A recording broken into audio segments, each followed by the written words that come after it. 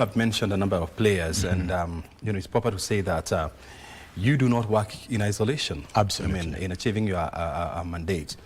Who are some of the core players that you work with closely in executing your mandate?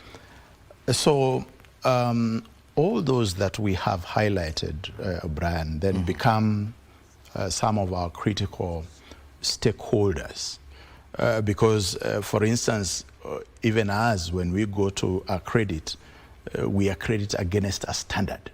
This standard is a standard that has been developed through consensus in different forums, also bringing together different stakeholders, including ourselves, through different working groups, all the way to the international level.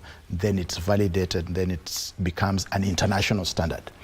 So the different standards for different categories of those items that I mentioned, a different standard for testing, different standard for medical laboratories, a different standard for certification bodies and so forth.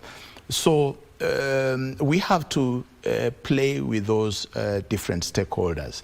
The entities that we talked about, the conformity assessment bodies, these are critical stakeholders. We have to engage them.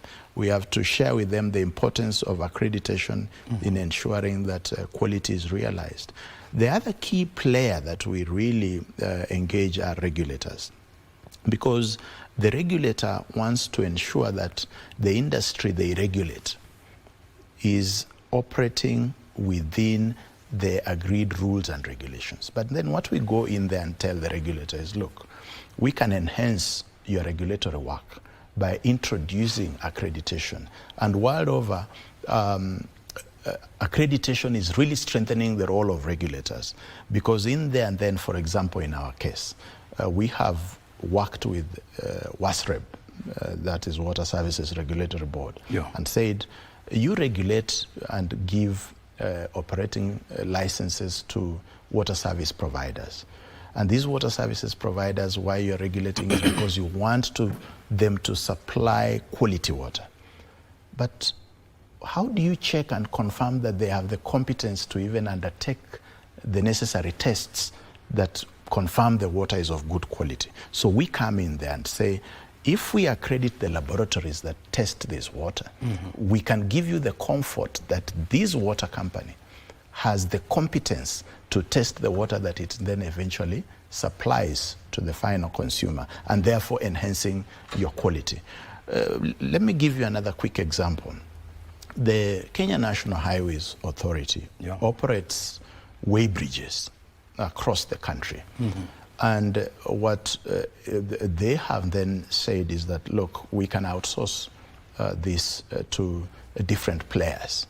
Now, we as KENHAS then partner with KENHA to say, look, because this is an inspection role, an inspection work for them to check the weight of the different vehicles going through the roads as per the set limits by KENHA itself, then we say, why can't we check and give you assurance that these organizations that are running the weighbridges have the competence, they have the skill sets, they have the equipment they are using is well calibrated. When they say this vehicle is 50 tons, it is indeed 50 tons. And so we then go ahead and in that collaborative framework, we have moved ahead to mandate, so to speak. KENHA said you cannot operate a weighbridge if you are not accredited by KENHAS. Ultimately, then it gives assurance to KENHA as a regulator that the people operating these weighbridges have the competence, have the skill sets, and have the technical know-how to operate the weighbridge, and therefore giving assurance on the quality of the roads as they are maintained.